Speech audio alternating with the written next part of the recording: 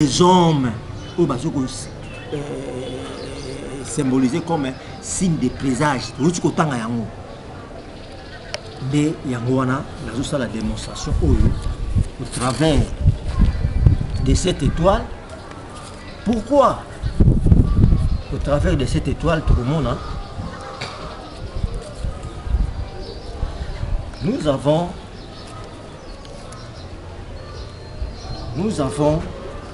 les angles, tous en bas angle, bas songe oyo.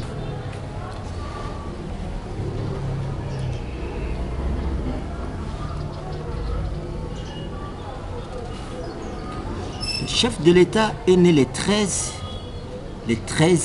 juin.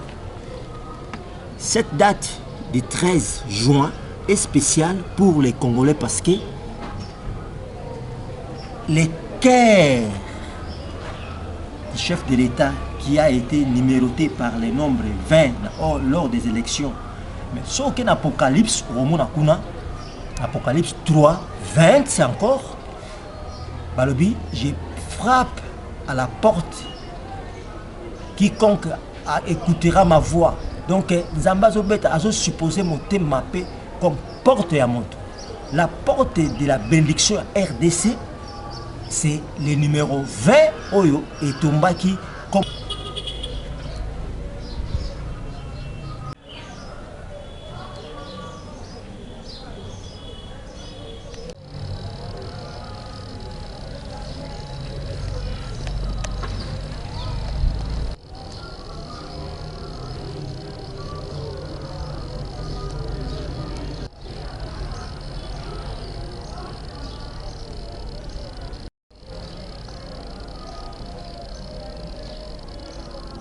pas passer tout ça, la démonstration, il y a ça la description, il y a signe, parce que signe trop bas qui a moi toujours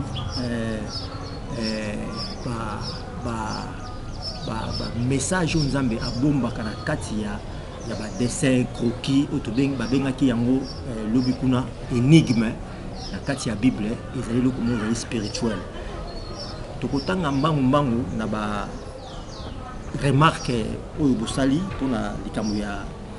C'était sur les versets. Ils ont la verset mon autant en bas ou poto ce qu'on a développement. Il y a message nabiso.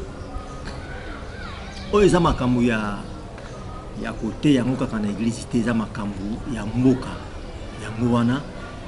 Tout ça il a on a le lengue wana ndenge bozo monela parce qu'ils ont dit message il y a moka pe il y a bikolo. Donc il fallait ça la mandenge Zambé a inspiré ça la mélandengouana. Donc chaque chose a son temps.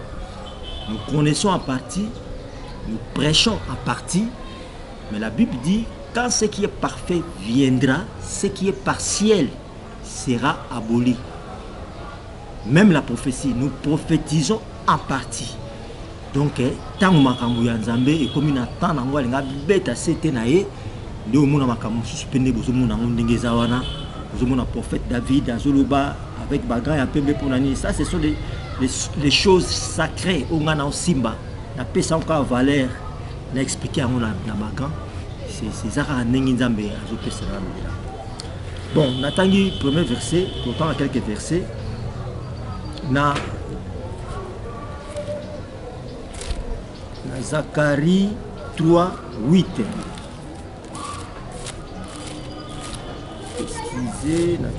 Déjà mon petit qui me Zacharie 3:8 balobi nini Zacharie 3:8 lobi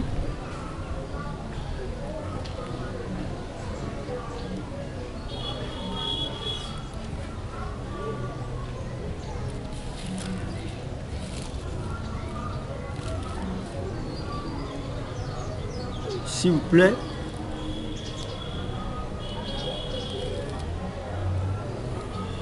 Zacharie 3:8, j'ai lu au nom de Jésus-Christ. Écoute donc, Josué, souverain sacrificateur, toi et tes compagnons qui sont assis devant toi, car ce sont des hommes qui serviront des signes. Voici, je ferai venir mon serviteur les germes. Car voici pour ce qui est de la pierre que j'ai placée devant Josué, il y a 7 yeux sur cette seule pierre. Voici, je graverai moi-même ce qui doit être gravé, dit l'Éternel des armées, et j'enlèverai l'iniquité de ces pays en un seul jour. Ah, toujours bien les Camerounais, signe de présage. Dieu envoie une parole et les messagers de la bonne nouvelle sont une grande armée, comme dit Psaume 68, verset 11. Tous en a besoin, il y a délivrance, il y a Moka Congo. Tout le monde déplore les comportements. Il y a Bakonzi ya Moka, Sifoto le Bayango, détournement partout, injustice, corruptibilité, quel que soit l'Ongonia, à Fachi Béton, dans les Camerounais, il y a IGF et Télémi, mais genre il y a émission prophétique où ils allaient renfort na IGF. Où ils allaient IGF spirituel, c'est-à-dire que pêche nous sur basala en ndenge moroté. Donc pêche ya Amson ils allaient, puis pêche ya filet ils allaient. Voilà pourquoi sans plus tarder, Nzambazolo bana Josué, les hommes qui sont assis devant toi serviront de signes de présage en Israël. Tant que Josué Boué, ces hommes-là, bazaraki na état nini, na état ya corruptibilité, na état ya injustice, na état ya anomalie, donc honnêteté ezalaki te crise ya honnêteté ne toza na mboka Congo. Toza na besoin ya ko changer bilongi ya batute, ndenge tozo la élection, tout le monde la X pour tout ça Y, kingandi, mais on a besoin du changement radical. Voilà pourquoi Bible ezosenga na biso na Esaïe tangi le nazolinga vana kota na démonstration lelo ya ba croquis ndenge nzamba ezosenga. Il faut totanga na ba verset parce que ba salinga yi ba remarque wana c'est comme si nazoloba non, c'est-à-dire que c'est un devoir prophétique au Nzambe apesi na prophète de la parole que je suis mandaté pour que na sala yango na ndenge Nzambe atalisinga na sala yango. Toza sikoyo na totangi Esaïe 8 toza na verset 1. La Bible dit, Éternel me dit, prends une table et écris dessus d'une manière intelligible, qu'on se hâte de piller, qu'on se précipite sur les butins. C'est-à-dire, intelligiblement, bino bandeko, intellectuel, qu'on sera les cambous intelligiblement, elingi kolobani. C'est-à-dire qu'on sera écrit dessus, qu'on sera la description les cambous, qu'on a profondeur, qu'on limbola yango, qu'on décortiquer des lelo oyo. Et ça la prédication il y a église locale et tout ça non. Ah ezali message de la nation et pour les nations, bénéfique pour toutes les nations du monde. Voilà pourquoi ils ont ça la caractère oyo. Yango wana ba signe de présage pona kolobela yango malamu to beta c'était na temps oyo na actualité prophétique il y a RDC passation du pouvoir il y a président Joseph Kabila, l'autorité morale qui vient de partir avec le président Félix Antoine Tshisekedi. Les gens pensent que hasard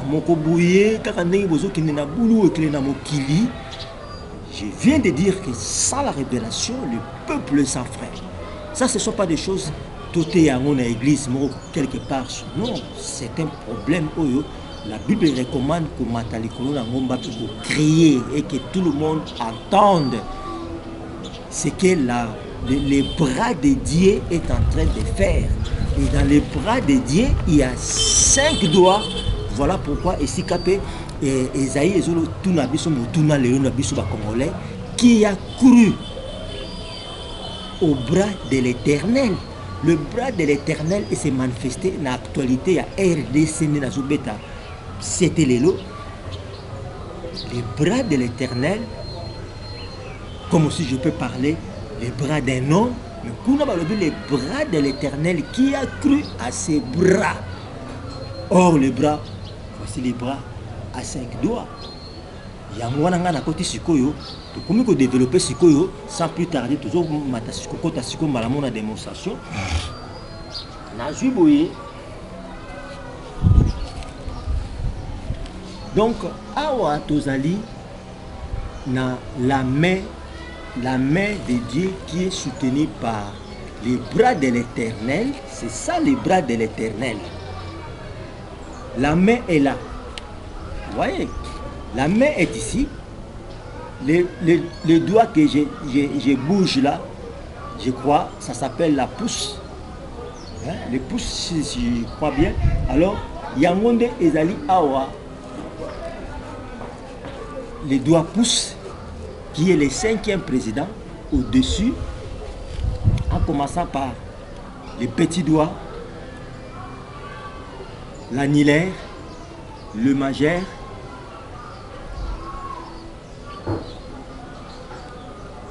parti au katama, les petits doigts. Donc, tu vas la croyance, la manifestation, le beaucoup éternel, nous en français sur la Bible, qui a cru au bras de l'Éternel. Or, le bras de l'Éternel, comme peut le beaucoup ya moto, il y a 5 mains, 5 doigts. Je suppose que ça c'est maintenant les bras qui a 5 doigts. Là-bas, on a les pouces, l'index, les majeurs, l'annulaire et les petits doigts. Or, ce que tu peux actualiser ce qui s'est passé dans le Congo, premier président, Ozali Kasavubu, deuxième président, Ozali Mobutu Kasavubu, Joseph Kasavubu, troisième président de Ozali Mosé Kabila, mais Ozali pour annexer Mbalamoko na Joseph Kabila, Mosé Kabila, Joseph Kabila, tout ça c'est que Awana 5e président. Tala et Sike Salami Wata. Entre le 4e président et le 5e président, coalition Ezali Awa. Coalition Salami Awa. Mais, Bible Zo Banabiso, na veille à 4e heure de Balobi, barque et Komakiwapi au milieu de la mer. Donc, Dieu a voulu nous donner le message au travers de son bras, au travers d'un bras d'un homme, tel que je le présente là. La paume de main de Dieu, dans sa paume, il y a maintenant l'étoile. Il y a une simbi étoile au Yamboka Congo, au Yaminicho, toujours décortiquer au fur et à mesure. Voilà pourquoi, sans plus tarder, je crois, toujours une étoile. Wow, tous allez continuer la Kamunabiso. Donc, les lots ont toujours parlé sur les signes de présage, les présages qui sont les hommes, comme on vient de lire là-bas. Les signes de présage sont des hommes, comme Josué Totanguna Josué 3, 8. Or, Josué 3, 8, wana, Ezaïna Yangokaka, numérique. Bandeko Balandi, il faut tout ebakala kolanda l'émission na biso ndenge ezo kolanda na chaque émission parce que ça va enseignement. Zacharie 3, 8, nous sommes en numérique. C'est-à-dire que le message et la révélation à RDC est bon numérique. Donc numérique, mais n'a pas passé. Donc Bible est numérique, Jésus-Christ a sa démonstration dans numérique. Donc numérique, il faut respecter parce que ça a un message caché ou sacré ou de toujours démontrer. Donc ce qui je crois que la salle on a balayé vite pour comprendre. Tout ça toujours une étoile dans l'issue. Donc on a une étoile dans l'issue les hommes qui serviront des signes qui sont assis devant toi. S'il vous plaît,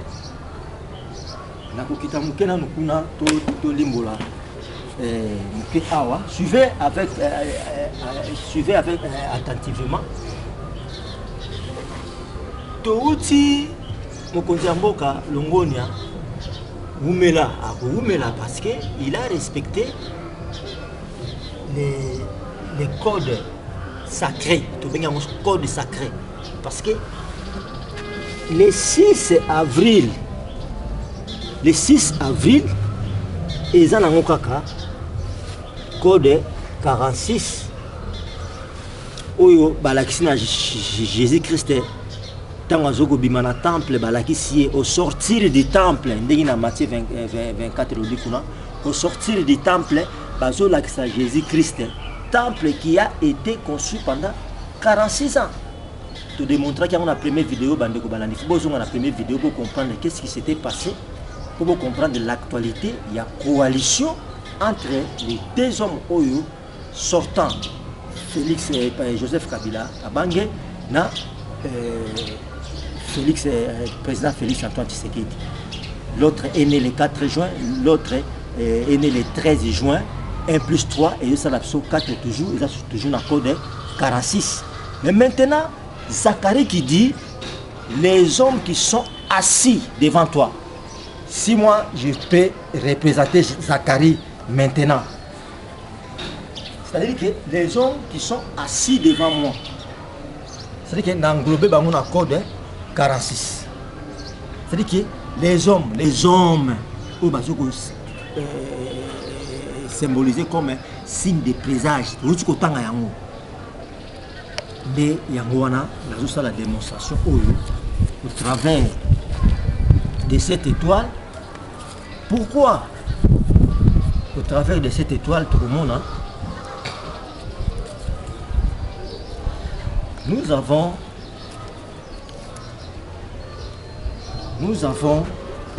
les angles, tous les angles, les songe oyo, la terminaison, il y a croquis na biso ya étoile.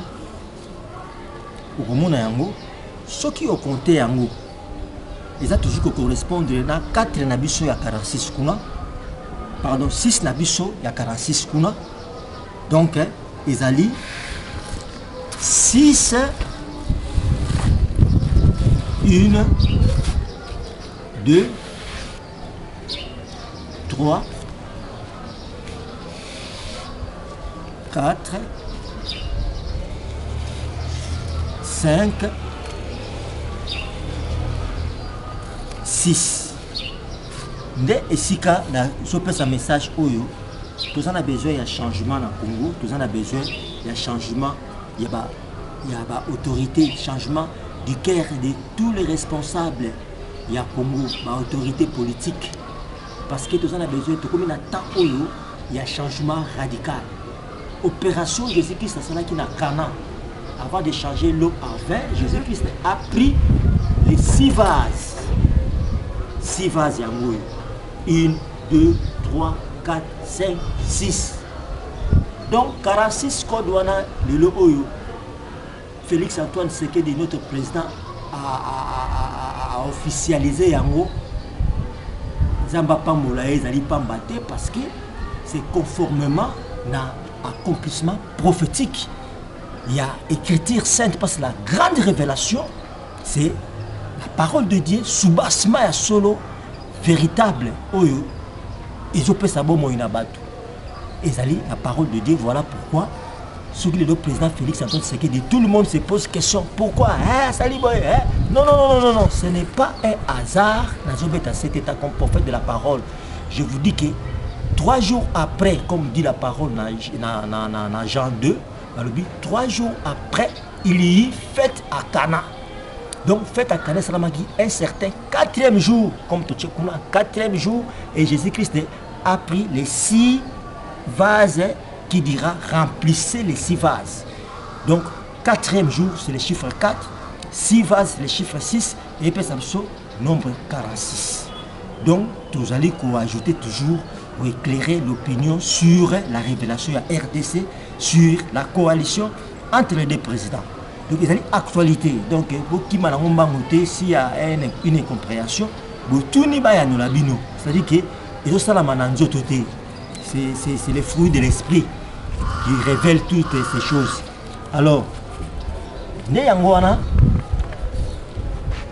toujours dans le cadre, il y a signe de présage au Comonake. Le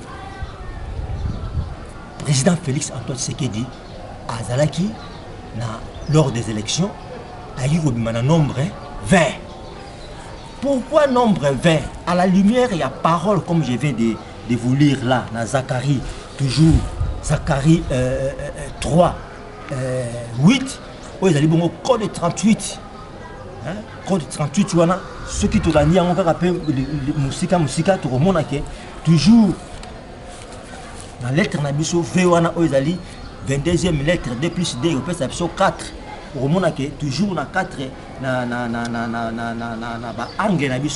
voilà pourquoi Bazobenga, quelque part, prophétiquement parlant, Jésus-Christ à la porte. Quelque part, la Bible parle de la porte des angles. C'est ça, démonstration prophétique. Donc, ce qui te le dit, peut démontrer en mots, s'il vous plaît, pour le monde, les 6 vases là, ils ont toujours la connotation, il y a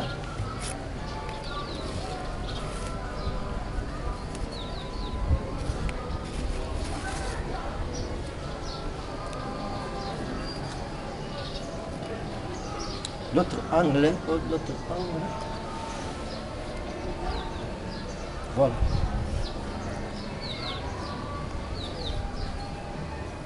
Donc, nos 6 vases, la description, parce que les gens vont se dire que comment ce prophète fait toutes ces choses comme ça, comme si, non, comme si t'es. Nous, ça là, c'est orienté par l'esprit. Je vous dis, je vous convaincrai que la Bible, c'est une description, dessin, disposition. Il y a temple. Or, surtout, avec l'État, au fur et à mesure, vous allez comprendre que vous avez déjà la première vidéo, on a toujours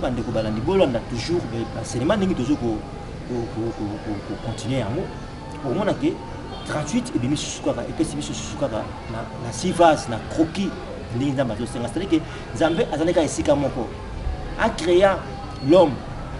Il n'y a pas 3 dieux, il y a 3 attributs, Père, Fils, Saint-Esprit.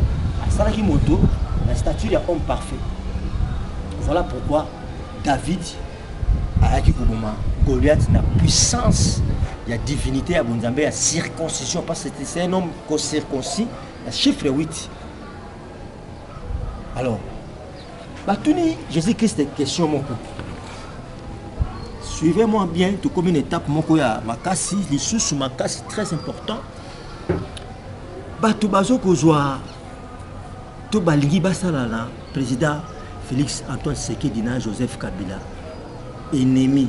Vous oubliez l'actualité prophétique Yamboka na biso Congo, et vous oubliez les seuls messages prophétiques Yamboka na biso, l'actualité Yamboka na biso na minute et dans le monde entier. Qui doit commencer ici, bisondé. Les seuls messages, c'est les messages de l'amour. C'est ça.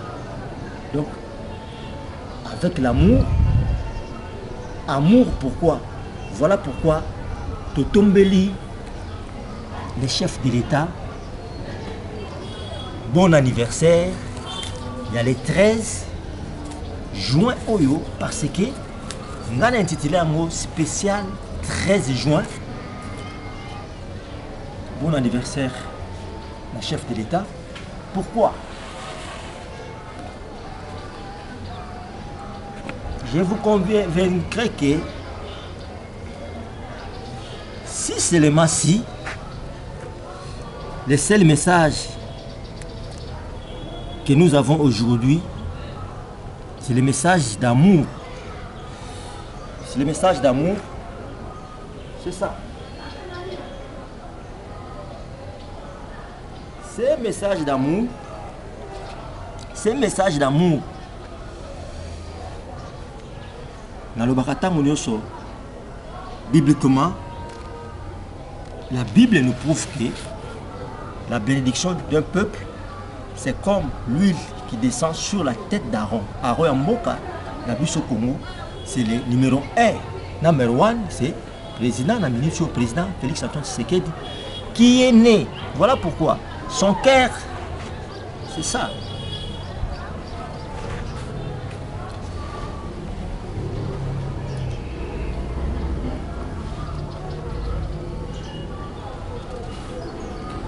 Le chef de l'État est né le 13 juin. Cette date du 13 juin est spéciale pour les Congolais parce que le cœur du chef de l'État qui a été numéroté par le nombre 20 lors des élections. Mais ce qu'un Apocalypse, Apocalypse 3, 20, c'est encore. Balobi, je frappe à la porte. Quiconque écoutera ma voix. Donc, Zambazobet a supposé monter ma paix comme porte à montre.